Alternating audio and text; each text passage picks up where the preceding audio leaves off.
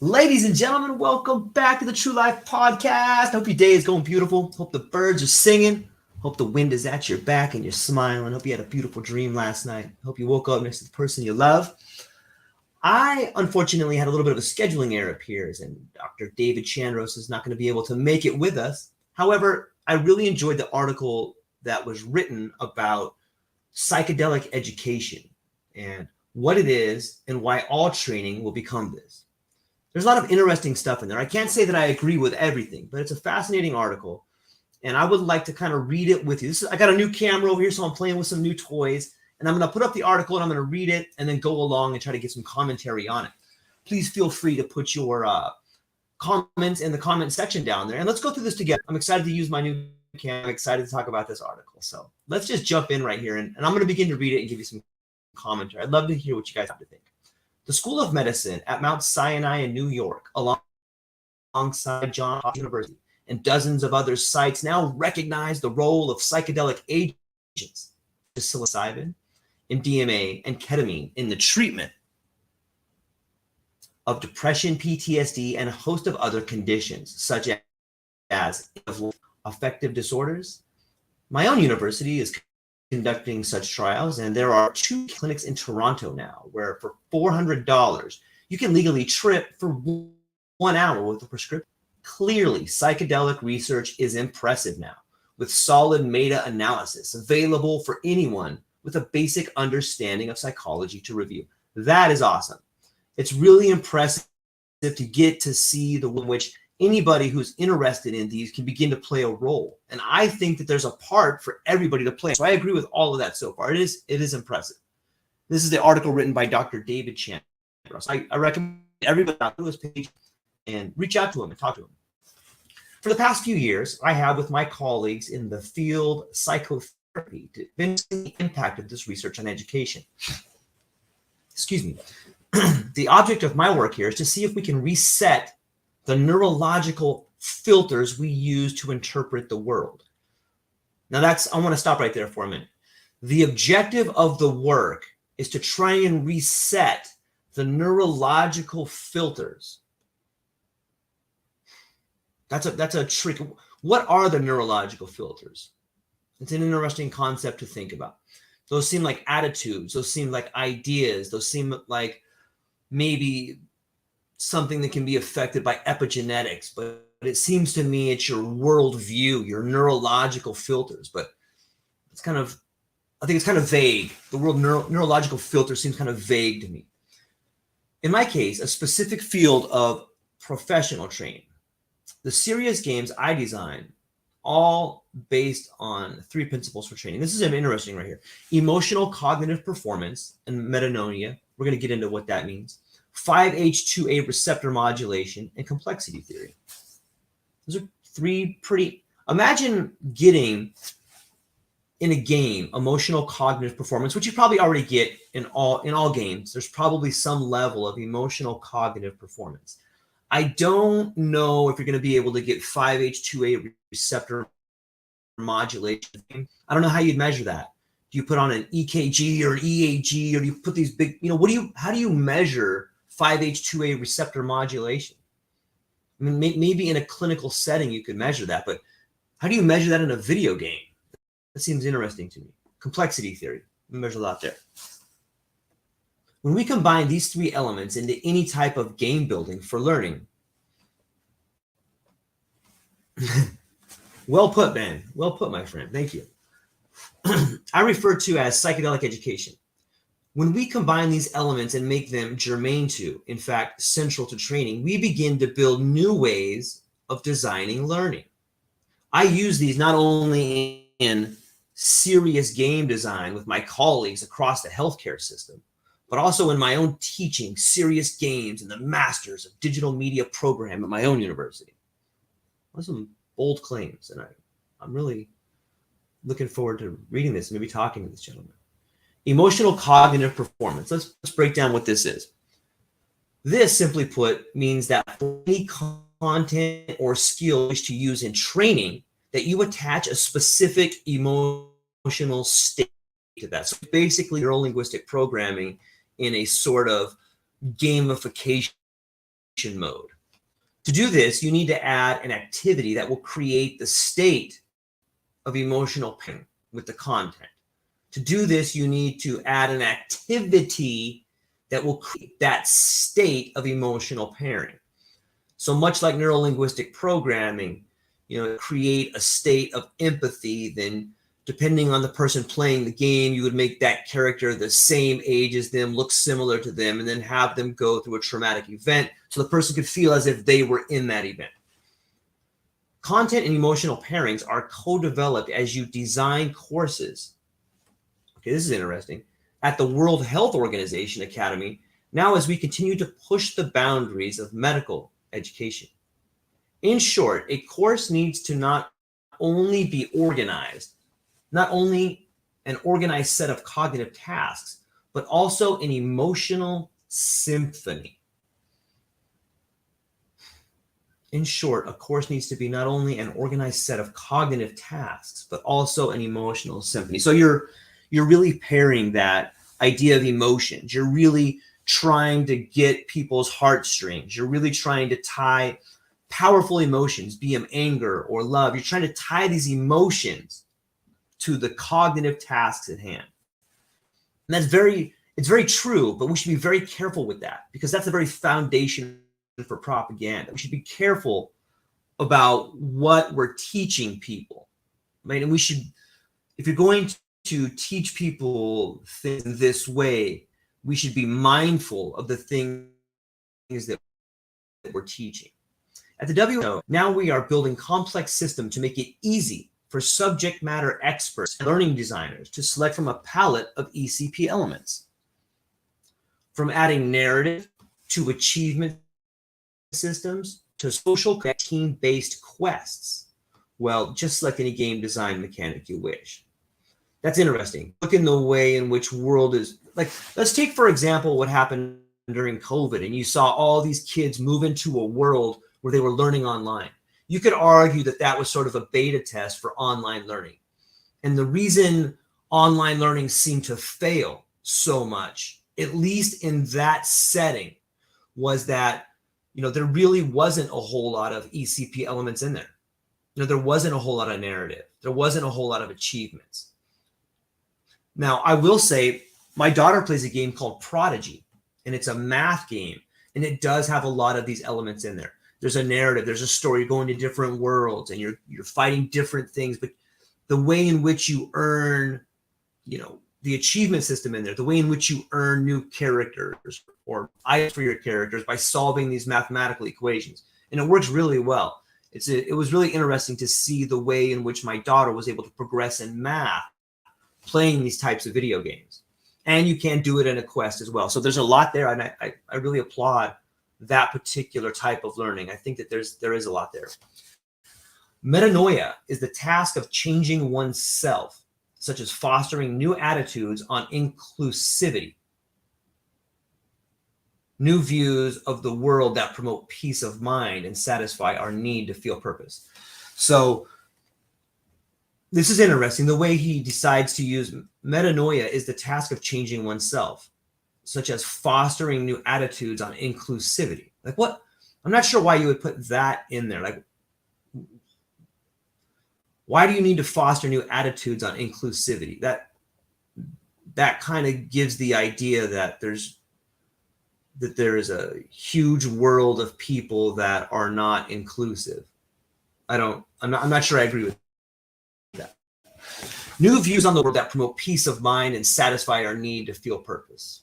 That is good. I really like the idea of promoting peace of mind, because it seems to me it's the unquiet mind that causes people to live in a world of chaos. And that chaos tends to manifest itself in things like the Ukrainian war, or sending money to country like foreign aid, and corruption, and all these crazy programs that people want to give lots of money to that doesn't really help anybody but themselves. So eudaimonia is the state where our sense of both purpose and pleasure are strong. Eudaimonia, that sounds like a sense of almost like a state of mind where you find yourself meditating, like where you really understand and you're proud of the purpose, and you're feeling good because you've done things good. And I think that is the topic on which Aristotle advised.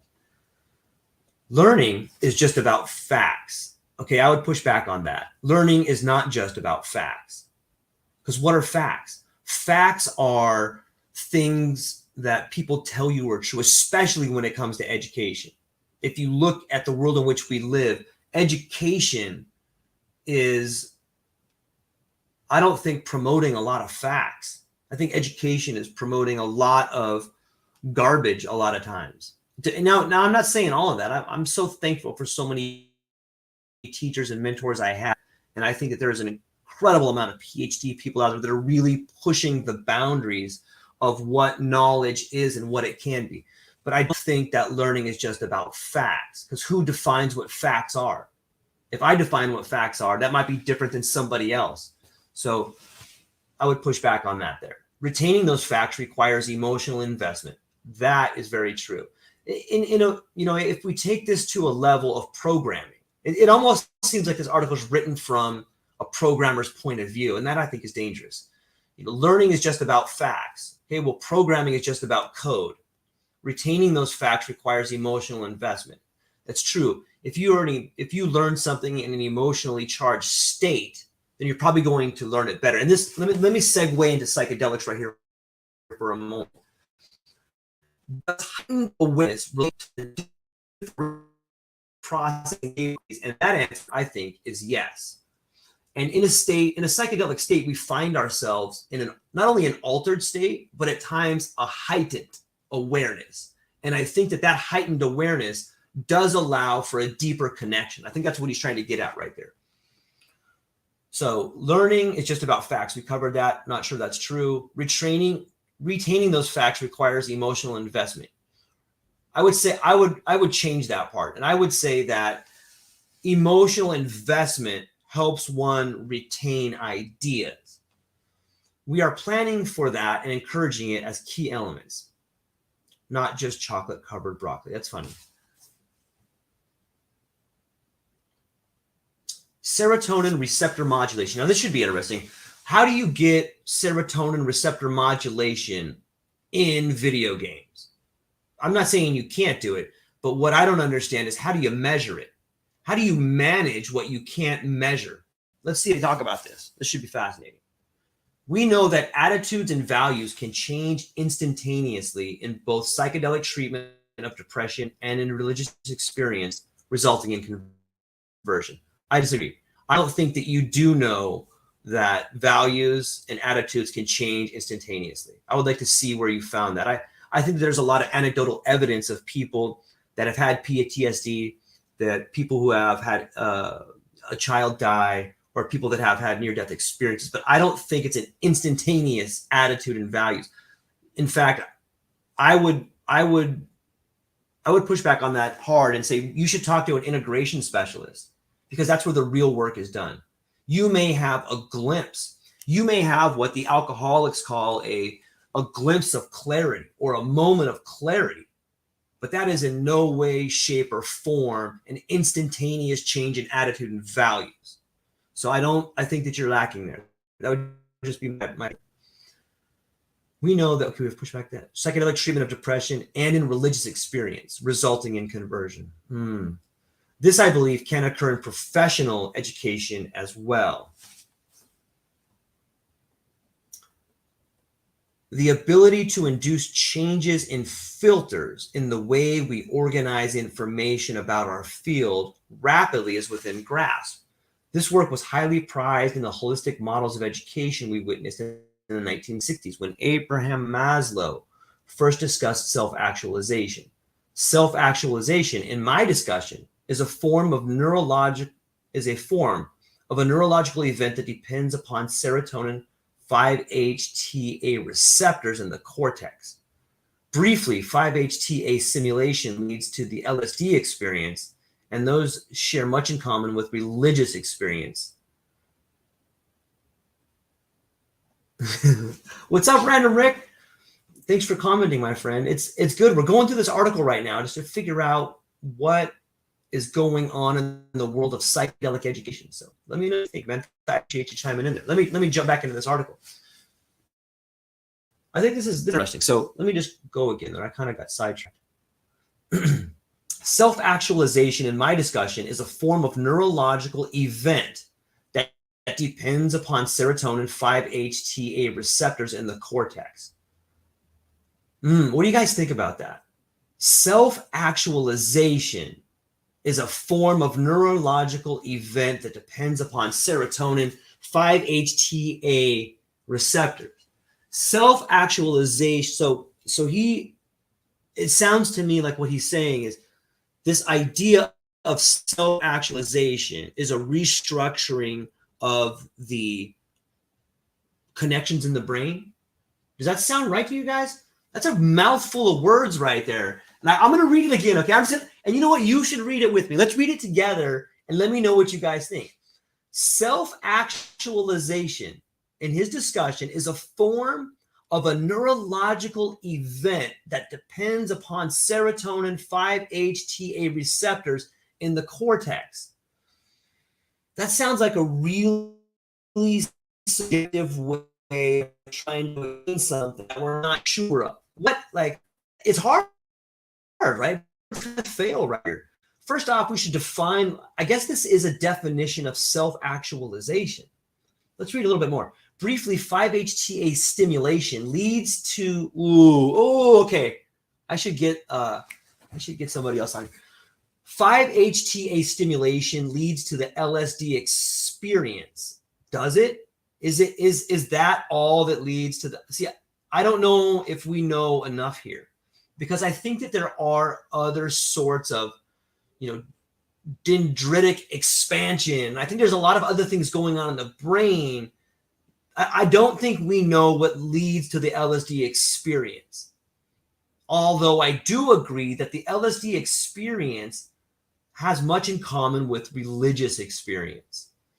And maybe what the LSD experience and the religious experience have in common is a sense of novelty, a sense of not only being in a subject-object relationship, but being the observer of the subject-object experience. In fact, I would argue that is what is happening when you read people like Mircea Eliade talking about the terror before the sacred.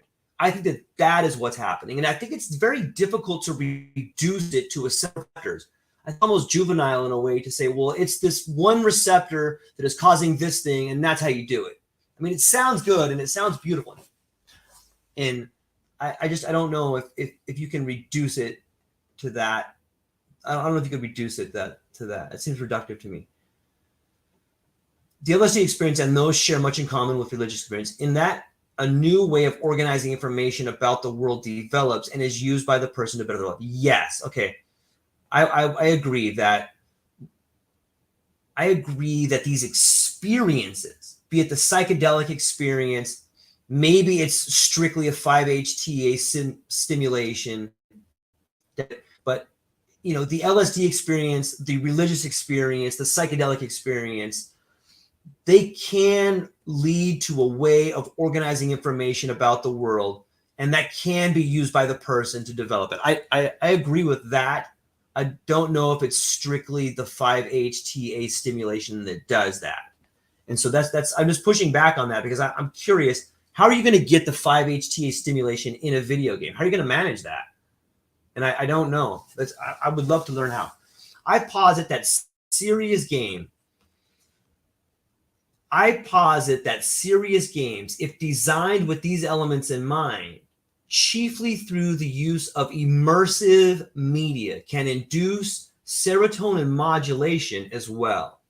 Now that is an awesome claim, and I would love to hear more about that. I don't know how you how do you measure it? How could you measure that? I'm not sure. And another point, here's where I think you're going to face problems, is that I think that a dependence on external resources invalidates the psychedelic or religious experience. And that's why you're having problems in the metaverse. That's why you're having problems with games. Games are awesome, and especially when you can have an immersive game. But the problem, yeah, exactly. So Random Rick talks about maybe through VR, and Ben with No Absolute Podcast has some great points in here. But let me tell you guys what I think. Like, here's why VR, here's why the metaverse is failing. A dependence on external resources is not the same as an internal aha moment. When you have time to reflect, when you're at the peak of a psychedelic experience and you find yourself humbled, quiet, with language unable to speak, that's when the work is being done. That's when the rewiring has happened. Like when you finally get over all the purging of bad ideas and being scared, and you find your seat on your knees in the face and the terror before the sacred, and you're finally calm, that's also the peak experience of a meditation. Like that is where the learning is done. That is where the long-term aha moment, that's where valuations are changed, or at least the beginning of the valuations are changed. And that's where the real ideas begin to take hold. I don't think you can have that with an dependence on an external resource. As much as VR is cool, as much as, you know, augmented reality is cool, it's still an external resource. And what you're going to get, in my opinion, might be something worse. You know, I read some articles that talk about addiction. Addiction is a dependence on external resource. And that's one thing that makes me upset about the game design, VR, and all of this stuff. Like, while it can be really good, like addiction to games, addiction to social media is a real thing. And that is an addiction. Addiction is a dependence on external resources. So just think about that. And I'm getting away from the article, but sorry about that. I kind of like ranting a little bit. Let's take it from the top here. I posit that serious games, if designed with these elements in mind, chiefly through the use of immersive media, can induce serotonin modulation as well. We are working on many game ideas now in our work with the Ministry of Long-Term Care in Canada, where strong innovation is needed. I almost thought I said the Ministry of Truth right there, but it's neither here nor there. The Ministry of Long-Term Care in Canada, where strong innovation is needed to address the care of frail elderly and those with dementia. Oh, okay. Patients with dementia often only have 2 years left to live. Every of those 2 years should be filled with action, mindfulness, purpose, community, and love, not just relegated to fate. By swapping, okay, so this sounds dangerous to me. Hey, these people have dementia. Let's just strap a VR goggle on them and let them be. I don't know. Does that sound right to you guys? Hey, we have this big rest home of people. They're all messed up. They're not cognitively there. You know what would be a lot easier? Instead of trying to talk to them and help them, just strap on some goggles to them, man. Just hook them up to the machine. Strap on the goggles and let them go. That sounds like a pretty creative way for big tech to make a lot of money. That's what that sounds like to me. It sounds kind of sinister. By swapping our view of learning from getting content down only, we realize that every encounter with any learner is a space where greater purpose can be determined in one's life. Okay, that's a lot of, by swapping our view of learning from getting content down. Random Rick says, get in the matrix, oh, people. Right, Rick? I'm just saying, like, it sounds sinister, man. It sounds, and let's not forget that we're talking the World Health Organization. You know, and you know, while you're at it, up old people to the matrix, let's give drugs. Let's slap in some, like, a little bit of an amphetamine base with a slightly psychedelic dissociative, then get them in the matrix, right? Why not? Why not? I mean, you got to sign a waiver. I might sign, if I was old and I had dementia, I might sign up for the psychedelic induced VR experience for the last 2 years. I bet you could totally cut down on food costs too, right? Because you'd be so immersed in the game, you probably wouldn't even need to eat.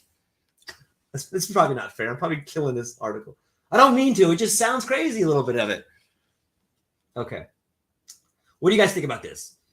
By swapping our view of learning from getting content down only, we realize that every encounter with any learner is a space where greater purpose can be determined in one's life. Yeah, I agree with that. I think that's a well put point. This helps stem the flow of despair that COVID and a host of other ills such as climate change. Okay. Climate change and social polarization have inflicted on us, and therein may lie our salvation. Oh, this seems like there's a lot of political sort of ideology in here, you know, and I hesitate to push an agenda when talking about learning. And so this is kind of a problem too, right? Like if we're going to talk about psychedelics and we're going to talk about people coming to their own conclusions, should we really be putting in ideas that benefit particular corporations? You know, and look, I don't know, but it seems to me that there was a lot of people, you know, potentially, you know, the pharmaceutical industry. Look at, you know, there's a lot of people that made a lot of money during the most difficult times. And I don't think that is right. I don't think you should capitalize on despair. I don't think, I know, thank you. Thanks, Rick. That's a good point. I'm not sure that we should be talking about, you know, old people learning, and then it sounds a little propaganda-ish to me. It does.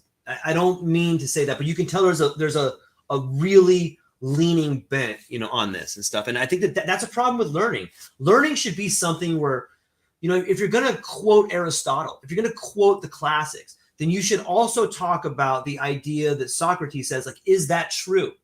Like, if you want this to be a great learning platform, then you should put out the Socratic method and ask questions instead of implant ideas. Because when you implant ideas in people, you're making people dumber. You should allow them to come up with their own ideas. You should put forth the evidence so that people can read it, people can think about it, and people can come up to their own conclusions. Whether or not you like the ideas that people come up with is irrelevant. The fact that people are allowed to come up with ideas and then debate them, that is real learning. That is where complexity really begins to show. And, you know, I would argue that that is where the 5H2A modulation actually happens, is when we have critical debates instead of trying to implant ideas into people. I think that's a big problem. Complexity theory is applied to problems which have multiple dimensions, such as understanding big data, i.e. the causes of racism, the causes of depression, the causes of marginalization, and the causes of addiction. Absolutely. Using complexity theory in organizations, for example, we might see that the real reasons for absenteeism or resignation from work are due to single fact. Okay, why bring up absenteeism? There's a lot of factors about absenteeism, but I would say the biggest factor is that people don't want to go work for slave labor. People don't want to work at a multinational corporation that treats them like garbage. Like I know that seems kind of one-dimensional, but that's a big problem. One of the biggest problems I think we have with absenteeism and people resigning is the way in which we dehumanize the workplace. And you do that by making people a number. Yeah. So Random Rick is calling. Random Rick says, this article is turning into a soapbox. I know, right?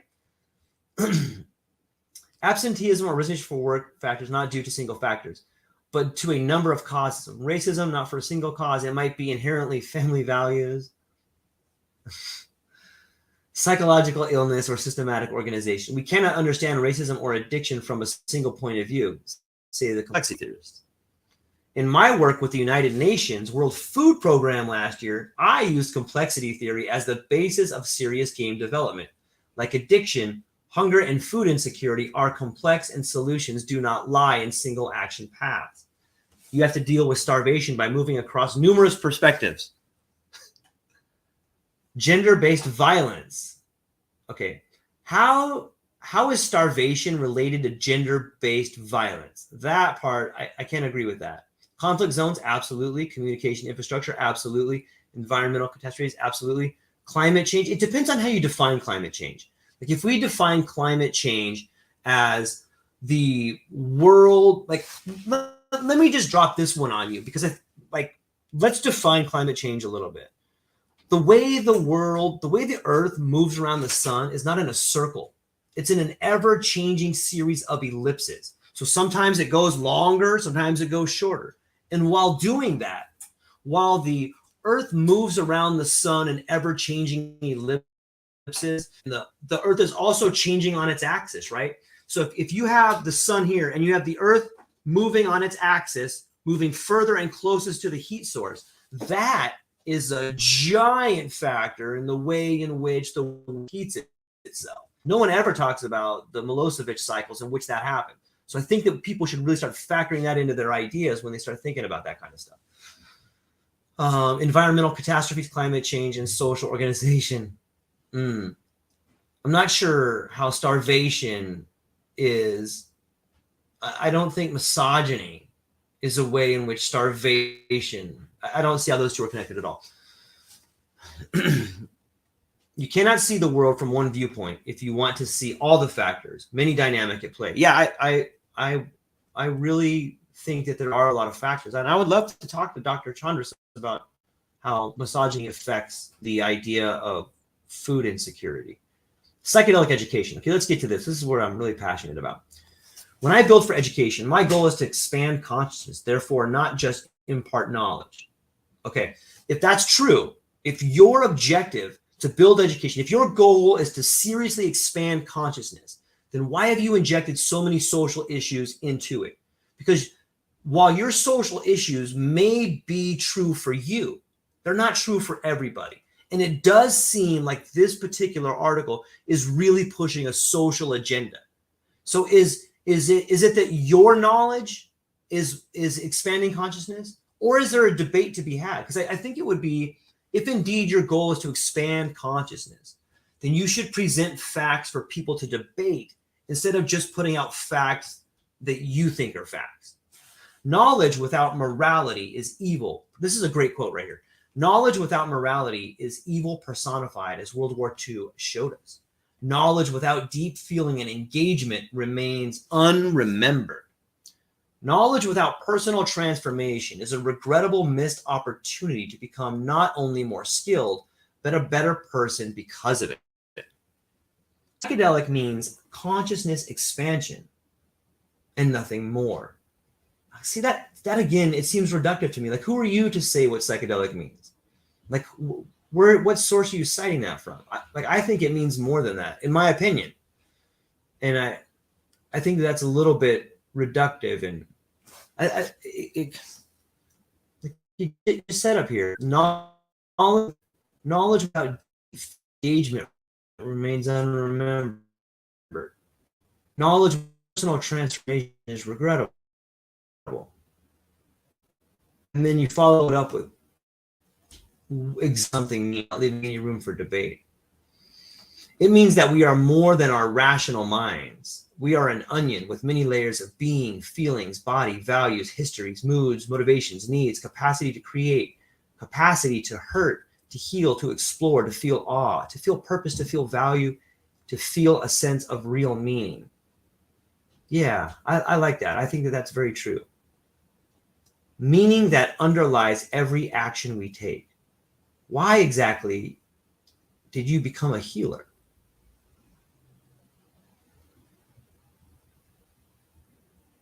Why exactly did you become a healer is the core question I pose in all games I design. So these, I guess, a lot of these games might be made for people who think they're healers. Every game he designs with the idea of why exact. So he is a healer. I guess that's what he's saying. Why exactly did you become a healer? That's the core question I pose in all the games I design. Interesting. The image below is a screenshot of our game Carthage, showing an entire world that the player explores to not only learn content, but how to apply it and integrate it into their own world. So we can't really see, I guess, I can't really expand it. It looks pretty cool. It looks like there's a lot of different, things that are happening as far as you can see, what your 80%, it's hard for me to see because I can't blow it up on there. Psychedelic game design elements I have used involve historical drama and learning from ancient history. The questions that plague humanity are more deeply seated in mythology than they are in social media. Yes, I'm a huge Joseph Campbell fan. And I think that in fact the problem we see today is that there are no more myths. There's no rites of passage. There's no more shared sacrifice. There seems to be only an authoritarian idea of do what I tell you to do because I'm in charge. And I think that that's happening on the, I think all the isms are just an authoritarian, the isms are a smokescreen for authoritarianism. And I think it was John Dewey who said, the government is the shadow cast upon people by business. And today we would call business multinational corporations. Mythology and ancient civilizations remind us of our humanity and create powerful psychedelic learning experiences. Mythology and ancient civilizations, yeah, they can remind us of our humanity. They can also remind us of the giant consequences that we as humans have done to ourselves. They also remind us that that going down the wrong path leads to a town called destruction.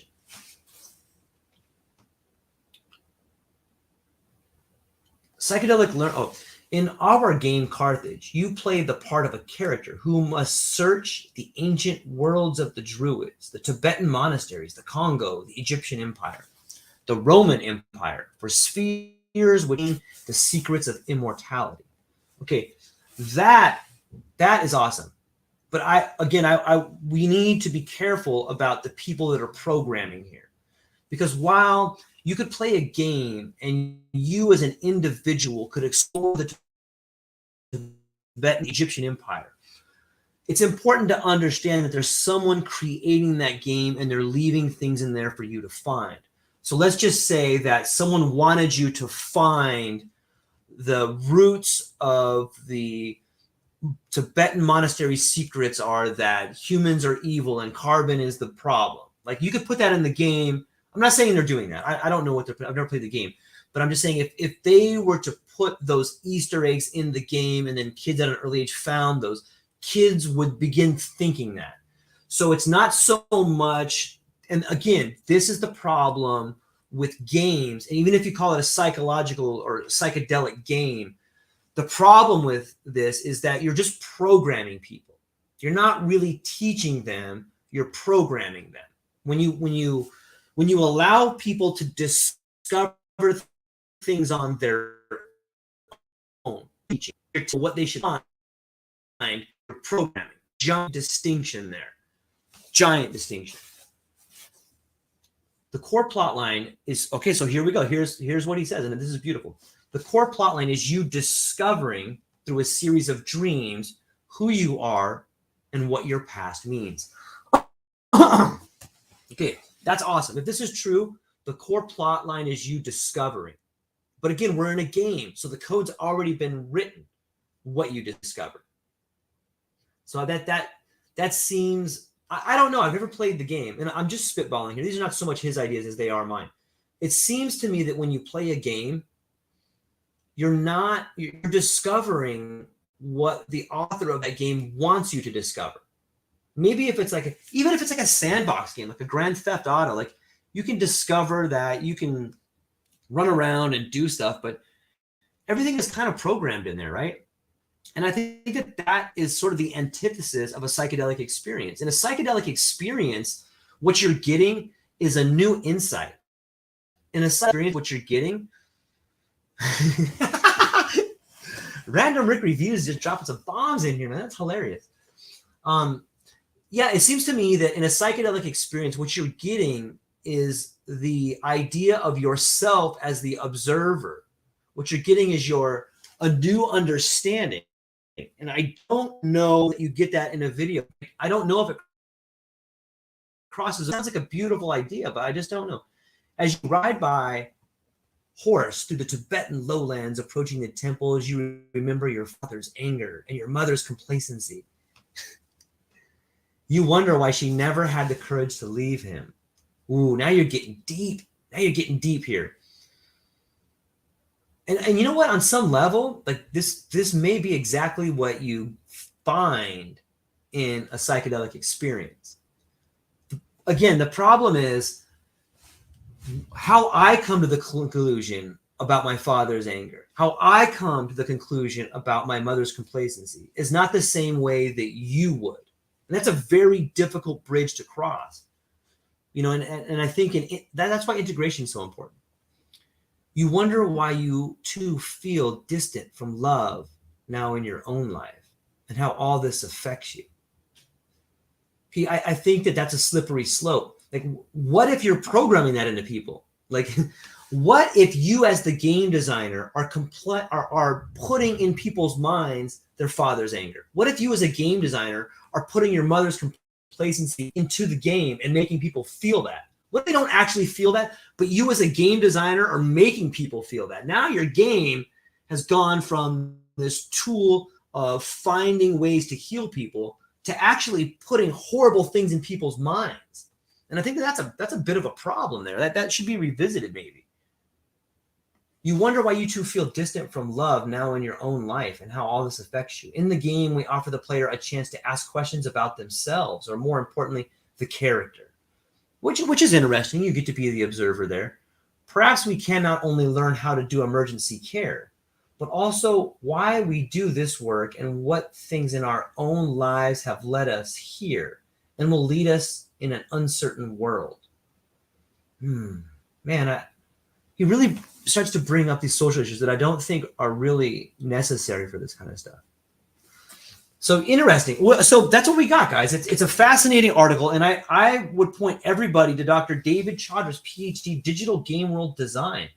It's a fascinating article, and we were supposed to have him on today. For some reason, I guess he couldn't make it. But it's an interesting idea. I think it's fun to talk about, and I really think that him and I could have a very interesting debate on some of these points. You know, one takeaway I would think about is the dependence on external resources. Okay, so external resources are a huge problem. In the world of gaming, the world of social media, exploit that. They found a way to give you a dopamine hit. They found a way to maybe, you know, what's the word I'm talking? Exploit the 5-HTA receptor. They found a way to do that, but it's not, I don't think it's the same way. I would be fascinated to see a study in which addiction, gaming, and the psychedelic experience are connected. Like, I don't think that those are the two things. So I think that gaming is more, and this is unfortunate, but my opinion, I don't know, I'm not a scientist, but my opinion is that gaming is a form of addiction. And addiction is something that is dependence on external resources and a lack. Addiction is a lack of internal insight. Addiction is a lack of having the ability to go inward. And I think that gaming is calcifying that ability to go inward. I think gaming is a problem. I think gaming is a huge issue for people who are trying to find themselves. There may be something to strapping goggles on old people and old folks home and giving them drugs. Maybe. Why not? If you can have assisted suicide, why can't you have old people with goggles on giving them psychedelic drugs? But I don't know. I agree with that. I think that's a bad. I don't know if it's bad. What does bad mean anyway, right? Maybe it's a pleasurable experience. And I think that if you get to a point in your life where you're in your 70s and your 80s, you should be able to do whatever you want to do. You know, I think that you've made it to this point. Life is really difficult. If you want to have I think an older person would get much more out of a psychedelic experience without gaming. I don't think they need the VR goggles. I think that they would have more internal reflection, and they probably have a lot more internal dialogue without some external resources strapped onto their head. The subject-object-observer relationship, that's an interesting one. I think that is something that happens in a psychedelic experience. I think it's also something that is going to be pushed by gaming, but I think it's a poor alternative to it. But psychedelic education, ladies and gentlemen, that's what we got for today. I'm super thankful that you spent time with me today. Let me go through these comments. I'm trying to be better at going through comments. So I'm going to go through these right here. I love everybody. Thank you for showing up and talking with me and checking this out. So first off is the incredible No Absolutes podcast, the one and only Benjamin C. George, Mr. Wizard. He says, it seems there is a growing wall being constructed with psychologists as the gatekeepers. Yeah. Yeah, you know what, Ben? I talked to an interesting woman, a somatic therapist the other day, and she was telling me that in the world of psychedelics, in the world of medicine, they're trying to train like 500,000 therapists to work with psychedelics, and they need them right now. Like, think about how much of a cluster that is. Hey, we need all these professionals. We need them right now. Like, well, you start turning out professionals that fast. Are they going to be that professional? But I like that, Ben. I maybe you and I should be getting together and talking about this wall being built. I think that's there. On an interesting side note, I think it opens the door for everyone to play a role. You know, I think there's a role for maybe we should be redefining what a psychologist is. You know, if we can redefine what man and woman are, maybe we could redefine what psychologist is. Maybe we could redefine what therapy is. And maybe this is a great opportunity to start redefining with some things like that. Random Rick, what's up? How goes the search for knowledge? It's always a search, my friend. You know, I think that as I'm searching, I find out more about myself. I find that sometimes I have some really dumb ideas, and every now and then I get a little nugget of truth in there that I'm like, yeah, that was an awesome idea. But I'm having a great time learning. I'm having a great time talking to people, and I'm having a great time trying to figure out how I see the world. And that's a big part of what it is for me, man. But how are you, Random Rick? Because how is the search for knowledge going for you? Back with our friend Ben.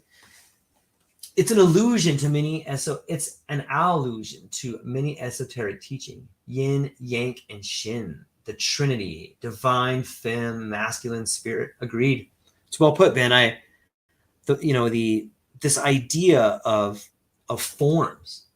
You know, here's another Trinity too for you, Ben, that I was thinking about. Numbers, letters, and form. When you look at the older alphabets, be it like Old Greek or Hebrew, those letters are in direct correspondence with numbers. And if you have letters that directly correspond with numbers, think about the forms you get from that. Like, that's a whole different type of meaningful communication when those all add up together. You know, and I think a long time ago, we've gotten away from forms that matter. Excuse me. Great questions, though, man. I love talking to you, buddy. Random Rick was dropping some bombs in here. We were talking about the idea of VR, and we were talking about strapping VR goggles onto old people in rest homes and what that might do. Yeah, and so this is what VR, or this is what Rick was talking about when I spoke about VR. He said it's someone else's perception presented to you by an external link. That's well put, Rick. I agree 100%. And this is exactly why the metaverse, in my opinion, failed. There's a great article for people listening. Neil Stephenson, who wrote Snow Crash, and he's a really good author. And I think he coined the term metaverse. Anyways, I'll go to that bird hole a lot if I keep thinking about it. So, but you're right. The idea of the metaverse, the idea of VR, the idea of augmented reality, which everyone, people leverage the farm on it. Governments, businesses, they leverage the farm on it, man, and it never showed up. It's kind of funny if it wasn't so sad. But what are you going to laugh? You're going to cry. So it's someone else's idea presented to you. It's like, hey, let's do this. When we talk about VR, you can't talk about, you can't see that thing there, can you? Sorry about that. You can't talk about images without talking about Marshall McLuhan. You can't talk about Marshall McLuhan without talking about hot images and cold images. Hot images are like TV, social media. Cold images are like a book. Cold images is like radio. And let me break that down one step further. A hot image, a hot medium is something that goes directly into your brain and you don't have to think about it at all. It just gets in there. And now you have someone else's idea. It's an image. It's a movie. It is a video game. It's an image where you as a person have to do absolutely zero thinking. Here's the image. Thank you. I'm going to put that in your head for you. A cold medium is a book. A cold medium is radio, where you as an individual take the information, you take it in, you consume it, and then you create something with it.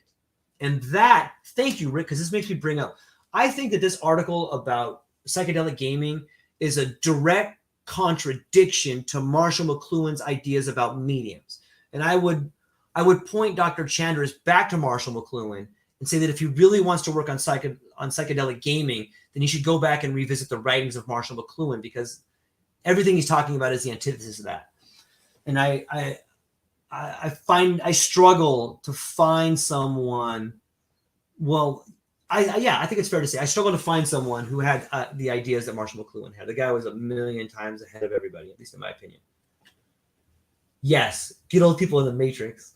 No one makes the first jump, man. Yeah, I agree. And I didn't, you know what, to be fair, I had the doctor scheduled on, and I really admired it. The article was thought-provoking. I'll give him that. But it did seem a little indoctrinating. It was like, hey, climate change, hey, World Health Organization, hey, look at, and it's so not fair for me to sit here and say that when he's not here. So I'm sorry, Dr. Chandross. I love the article. I think you've done some cool stuff. I'd love to talk to you one-on-one. The invitation remains. Why is climate change even mentioned in it? Look at this. Because it was funded by the World Health Organization. That's funny. UFOs and climate change are distractions, right? Hey, don't think about the world collapsing. Don't think about the world financial collapse right now. There's UFOs, man. That's funny. Yeah, sounds like you played Eternal Darkness. And then our intentional error. Thank you very much. I don't know that I'm right. I really appreciate your kind words. I'm just a talking head over here. I try to read a lot. I love Alex. I love learning. I love talking to people. And I think that sometimes disagreements with people make for incredibly ripe, incredibly beautiful environments to learn. And that is what I'm trying to do here. I think the article is cool. I push back on a lot of it. I don't agree with a lot of it. Books, I would agree, but radio definitely has influence and purpose and influence throughout history. Yeah, you're right. Like, you think about War of the Worlds. You're right. Maybe I would look at radio as a warm medium instead of a cold medium. At least with radio, he's right. Okay, so if I bring it to Orson Welles, remember all the people that freaked out and people started seeing stuff. So yeah, I would retract, I guess. At least on some level, some of that. I would relegate it to a warmer media. At least you had to visualize your own aliens, But maybe we're so far down the line, Random Rick, that maybe we're so far down the line with radio because we have had maybe radio in conjunction with video is something that has really done a number on us. But yeah, books. Go back to the books. Go back to conversations with friends. Go back to the dining room table where you sit down with people you love, and let's get back to storytelling, because the idea of an individual telling a story to a group of people is vastly superior than some dummy like me sitting on social media telling everybody a story. So yeah, I like that. I think that there's a lot there. Roos, my friend, how you feeling, buddy? Nothing in this world can be part of my reality unless I include it. Mind over matter, bro. I like it, man. Well said. Yeah, we create our own reality out there, and we create the world around us. And we need to be careful what we do with video games. We need to be very careful with education, because for a long time, education can slip into indoctrination. And, it's interesting to think about how that happens and whatnot. And I just think that it's a very interesting time that we live in, and we should be cautious about the things that we are teaching kids. I can see how, yeah, there you go, my friend. You're breaking out some World War II Rwanda. And isn't it scary, Random Rick, how close we are now to that same sort of propaganda that's happening all over the world? Here's a thought experiment for people. Imagine that you were in a bunker, okay, and you were underground, and you were whisked down there because of a limited nuclear strike. And now all of a sudden you're relying on the people that run that bunker to tell you what's happening on the outside world. I know it's kind of a wishy-washy thought experiment, but just pretend for a minute that you were trapped in your house and you were told never to come out and that you must listen to the radio to see what's going on, or you must watch TV to see what's going on. That's not too far from what's happening right now, right? Like, how many people depend on television to understand what's happening in Russia? Like, what percentage of people that live in the United States know anybody in the Ukraine? What percentage of people in the United States know anybody in Russia? So how do you know what's happening over there? Like, you don't know. But the fact that you believe some random stranger on television that's telling you, hey, man, these people are bad. These people are bad. I'm not buying it. I'm not buying it. I think that there's a lot of things going on right now, and that people are so busy with their lives trying to be the best they can be and feed their families and care about. We don't know what's happening. And it's a scary time because the propaganda is really out there. But anyways, I've kind of gone over my time. Ladies and gentlemen, thank you so much for spending time with me. I got to try out my new camera. I'm super stoked on it. Dr. Chandross, the opportunity to come and talk to me is always available. I appreciate the article that you wrote. I appreciate your time, and I appreciate everything that you do. Everyone out there, I hope you had a great day. That's what we got for today. Aloha.